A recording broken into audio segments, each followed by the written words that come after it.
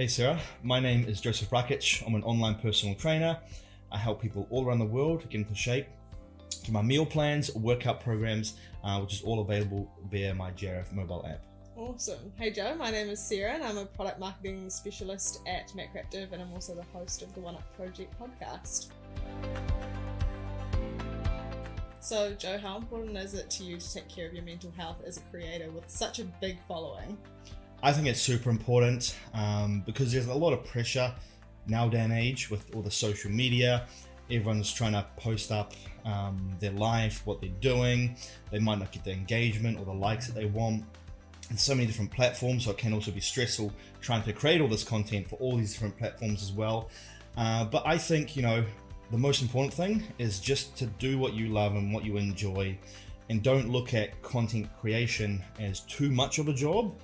Just try and bring the fun out of the content creation and just focus on that. And if you do that, you'll be enjoying what you're doing, what you're posting, what you're talking about, your message and all of that. And then it's going to be a lot easier because it's going to feel like fun instead of feeling like a job, even though it is technically a job on the lower level. But try and bring that fun side out of it. And if you can do that, I think that's super important. Yeah, I have to say for me, mental health is definitely number one priority over everything else. And touching on what you're saying around the fun aspect, as soon as content creation stops being fun for me, that's when I know I've taken it too far in one area and it's no longer right for whatever reason. So I have to always enjoy it, which obviously contributes to a positive mental headspace when creating content. But also, I guess, making sure that I set boundaries with what I'm doing. So for me, say, if something becomes too overwhelming and I feel like comparison is creeping in, or I'm getting overwhelmed with stress with how much I have to do, I'll know and recognize that that's my boundary, and okay, it's time to do something like working out for me. I'm sure it's similar for you. It's like a huge stress release, specifically running. Like I find that to be a massive stress reliever. So knowing that I have those things when I feel like that is really important for me to put mental health as the number one priority. And I guess like walk the talk, because it's something I speak about a lot too, and probably you as well, with trying to tell people to be consistent with their meal plans, is like you have to be able to focus on your mental health over, I speak a lot about money, and so money isn't the most important thing in the world. You have to prioritize yourself too. And so being able to recognize that is really important part of it. 100%. And I also think people need to realize that a lot of people end up comparing themselves with other people on social media. But what they need to realize is everyone on social media is just putting up the highlight of their life. Like they're not posting up on a Sunday morning when they just woke up, haven't done their hair and just sitting on the couch. Like they're only posting the highest quality moment. So when you do compare yourself to these other people on social media, you just have to remember and have to understand that this is the top 1% of their life that they are showing. So don't always try and compare yourself to someone's social media, because that way it can hinder on you. So just take everything with a grain of salt, I guess. Definitely. I think around what I talk about, which is a lot to do with money, and often people who can speak about financial literacy and how they grow money over time, or how they become the most confident version of themselves or whatever, aren't, like you say, showing that version of themselves. So I try my hardest to be as vulnerable as possible with that. But it's also hard for us on that side to be that vulnerable person, because you have to show, your personal life, or the things that are going on behind the scenes, which is hard at the end of the day. You don't always want to show those things, but it is important to be able to normalize it as well. I agree 100%. Whose responsibility do you think it is to take care of your viewers' mental health? I think this is a really interesting question, and there's two kind of sides to it as well. I think if you've never created content before, it's quite hard for you to understand what it is like on the content creator side of things, and then if you are the content creator, of course, sometimes it can be hard to empathize with those who are just viewing the content as opposed to putting it out there themselves. But I think there's responsibility on both ends, and something I often tell the people I talk to is like, you have to also be able to curate your social media feed to fit your lifestyle and what's happening at that time. Because obviously social media is a huge driver of people not feeling good enough about themselves, or are feeling like they're missing something within their life. And I think that is so dependent on who it is you follow and who you consume. That's why TikTok's an interesting one, because I love TikTok, but I'm always on my For You page, not my following. So it's like anything could be popping up there. Yeah. There's no way to control it. But on Instagram specifically, you have that control to choose who you're following and to unfollow or to mute those people who aren't maybe motivating you. And if you're in a stage in your life where, for example, you really want to get serious about your health and fitness journey, like make that the majority of who you follow and those people be positive role models in that space. And I think you'll find that you'll experience that comparison element of social media a lot less, and your mental health will benefit for it. And then on the creator's side of things, I think it's also always important to be really empathetic of what your clients or your followers are going through, what they could potentially think, because you know the community you built, and you understand what their problems might be or who they might be. And so it's important to carry that empathy through with your content. And I always try to do that just through little things like in the captions or what I say, and just being aware of it. And like we were talking about before, being able to be vulnerable first is going to allow you to connect with your audience so much more, and is going to help them to feel like they can be vulnerable with you too. And that's when you start creating that really positive space within social media, I think. Yeah, what do you think? Yeah, I agree. It should all be about positivity, and spreading that message and trying to upbring your audience instead of, doing posts where it's kind of like making them realize, oh yeah, I'm not this or I'm not that. So I think as a content creator, they should really focus on just uplifting their audience and pushing that positivity an excessive amount. And I think that's the best way. Yeah, no, I totally agree. So what do you think is a driver for like negativity online, haters and trolls and people like that? I think because in the social media space, some people just don't feel good about themselves for whatever reason, I'm not sure. But to make them feel better, they almost feel like they have to try and bring someone else down. So they'll attack someone, they'll put someone down in an attempt to try and make themselves feel better, where that's not really the solution or the answer. And, I think it's just, they want a response as well. They want some, headbutting going on. They want some feedback. And I think Gary Vee explained it the best when it comes to this. You should focus on building the biggest building in the city by building the biggest building in the city. You shouldn't try and have the biggest building in the city by tearing everyone else's building down. And I think that's what so much people focus on now. They just attack each and everyone to try and bring them down so they feel up here, where they need a mind switch and a new way of thinking and just trying to level up and get better themselves. Yeah. But I also think, if you are the content creator who gets all this negativity and hate, you shouldn't take it to heart or anything. Kind of don't take it personal. Otherwise it can really affect you, and it can affect your mental health if you let all these little, comments or remarks get to you. Do you know what I think is the best way for the creator to overcome that negativity is to try your hardest to have as much empathy for that hater as possible, and to really think, why are they saying that? Okay, they must be going through something. What is that? The more empathy you can have towards that person, the more just sad you feel for them, and the more you want to help them as opposed to feel angry towards them or resentment, because you know that what they're saying is not built in any kind of truth. It's built in their own insecurity that's coming from whatever their life experience has been. And the more empathy you can push towards that person, the more likely they are to probably rethink their own behavior as well. But even just personally for you, being able to approach it like that in your mind is what's going to help you move on and get over those comments a lot easier. What steps do you take, Sarah, to look after your own mental health? I'd say there's a couple of things. The first one is definitely working out, as I mentioned before. I think getting into the gym or some physical exercise in every day if I can is going to be number one thing. I often feel, I think most people who work out regularly know that after you finish a workout, you just feel on top of the world. Everything's racing around, you feel great. So that's definitely number one.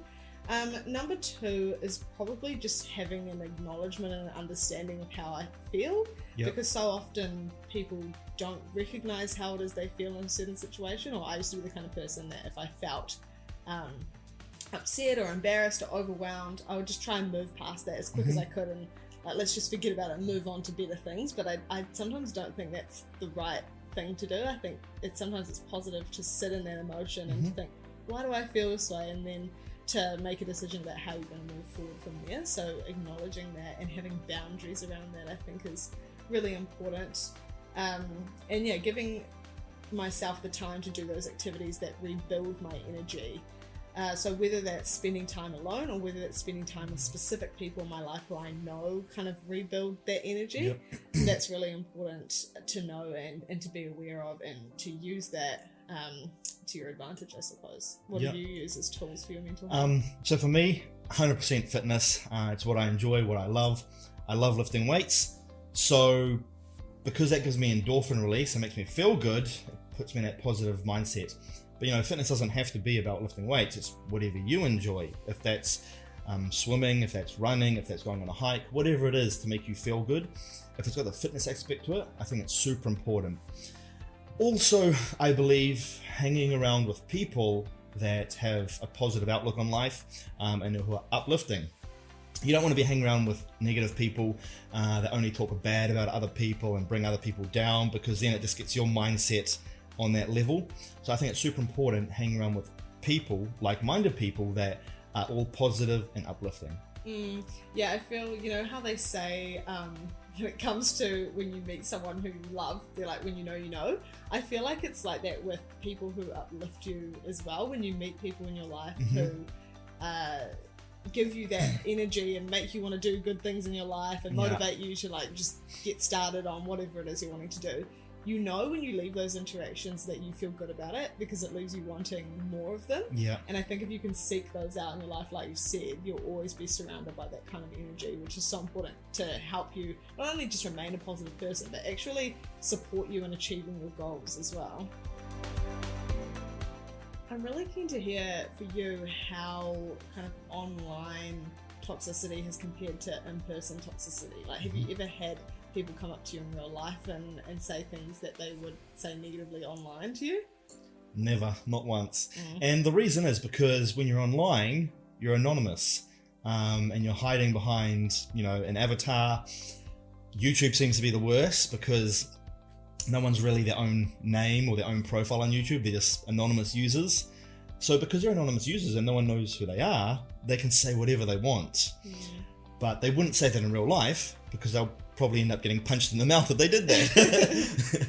I think Mike Tyson, he had a really good quote. He said, too many people are too comfortable with talking trash online and not getting punched in the mouth for it. And then just recently he actually punched someone on the airplane that wouldn't leave him alone.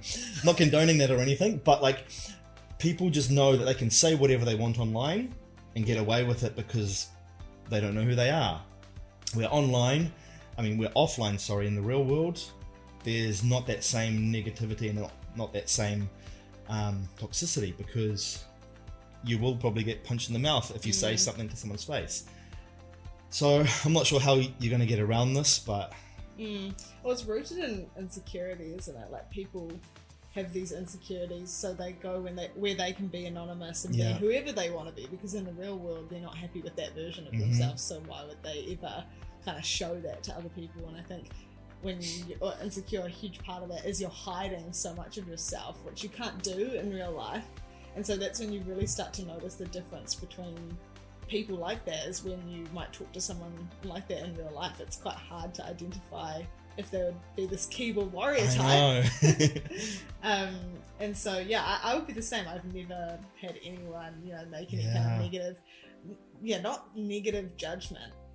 But something I would say is the difference between constructive criticism online and in person. Is like, if someone's giving you criticism online, sometimes because of that whole keyboard warrior thing, they can feel more confident to say it in a sharper, less... more direct way. But in person, when someone's giving that to you, obviously they're going to be kinder because they have to look you in the eye and say it to you.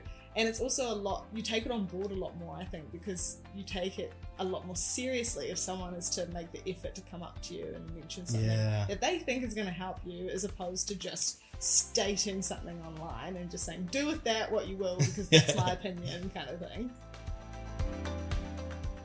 Trainers, they go through a lot when it comes to launching their online platform for the first time and releasing their app to everyone. There's obviously a lot of stress and overwhelm that can come with that, and maybe a bit of insecurity as well. How did you handle that when you launched, and how would you advise other people in terms of tips for them when it comes to their mental health around launch? Yeah, so it can be a stressful time. For some reason, I feel like I can handle stress pretty well, but you know, sometimes you get overwhelmed with so much things to do and so much tasks to complete, to go live, to launch your app, or whatever it is. I think you can be understanding that it's going to be a lot of work and it's going to be a lot of time and it could get stressful. And if you can understand that, then you can kind of take a step back and just realize, okay, it's going to be stressful, but we're eventually going to get through it. And just, you know, if it's too much or if it's getting too stressful, take a break, take some time off. Just, you know, go reset yourself and then come back when you can. It's not like you don't have to be doing it 24/7, foot on the throttle the entire time. So if you can understand that, you can just be understanding of what the situation you could be going through, it's going to be a little bit easier to handle. And I think that's the best way to approach it. Yeah, I think when it comes to a lot of big things, often breaking it down, making it simple, one step at a time, is always going to be a lot more efficient than trying to do it all at once and becoming overwhelmed. Yep, that's so true. This is a little bit of a weird story, but like same thing with the gym. Like if I'm training and I'm doing leg press, a heavy set for 20 reps, if it's really heavy and I do 3 reps, it's hard for me to get the other 17. So I'm like, oh, that's so far away. It's going to be hard. So what I do, I break it down into little segments. I'm going for 20, but in my mind, I'm telling myself I'm only going for 5. Done those 5, and I'm like, okay, I'll do another 5. Done those 5, and I'll do another 5. Now I'm at 15, I know I've only got 5 more to do. And it helps me get to that 20. So same thing with, you know, your workload. You break it down into little segments, and it makes it so much easier to complete. Because you're not looking at the overall, you're just looking at, okay, I need to do this. Once you've done that, oh, I need to do this. You can chip away at it a lot easier. For sure. Being able to spend some conscious time alone is really important. Like not just you've ended a big day, you're now by yourself making dinner and that's when you take a breath. It's like setting out time aside for yourself on a Saturday or whatever it is to do a specific thing. Where you're having that time to de-stress and you know that you've blocked out this time specifically to relax. Because I think that if that comes at the end of the day when you've just had a big day of doing all of this stuff, you don't actually consciously take the time to de-stress. You're just sort of like, oh, well, that's the end of the day now, moving on to the next thing. I think when you set aside that time by yourself and like take yourself out on a date or do whatever it is you want to do, it really helps you to just disconnect for a bit and then realign yourself with what's coming up next. Yeah. What would you say for you? Yeah, I've actually got 2. So yeah, one of them is definitely downtime. Having that downtime where you're not working. So for me, it'd be going out with my wife for dinner. You know, we go out for dinner and just talk about everything but work. So it kind of gets me to disconnect. But another thing that really helps me is getting massages. And the reason I say getting massages is because, you know, if you're at home and you go and relax or you go and chill out, what do? You're on your phone, you're scrolling, so your mind's still working. With a massage though, you can't use your phone, you're face down with your head in the thing, and all that you can do is just blank out and think in your own thoughts. I don't meditate or I don't do anything like that, but it's almost a form of meditation for me. Just because you're by yourself for that 60 minutes in your own head, there's no other noise, you're not on social media, you're not watching TV consuming other information, you're not reading consuming other information. So it feels quiet in here and you can just kind of zone out. And that really helps me. Definitely, I love that. Hey guys, thank you very much for watching the video. I hope you enjoyed it. If you did, make sure you like and subscribe. And also, if you have any tips about mental health leave a comment down below and let me know what the number one tip would be from you. Yeah, and if you're keen to get a bit more specialized guidance around how to build your online health and fitness business, then go to our website www.matcreative.com. Link will be in the description down below.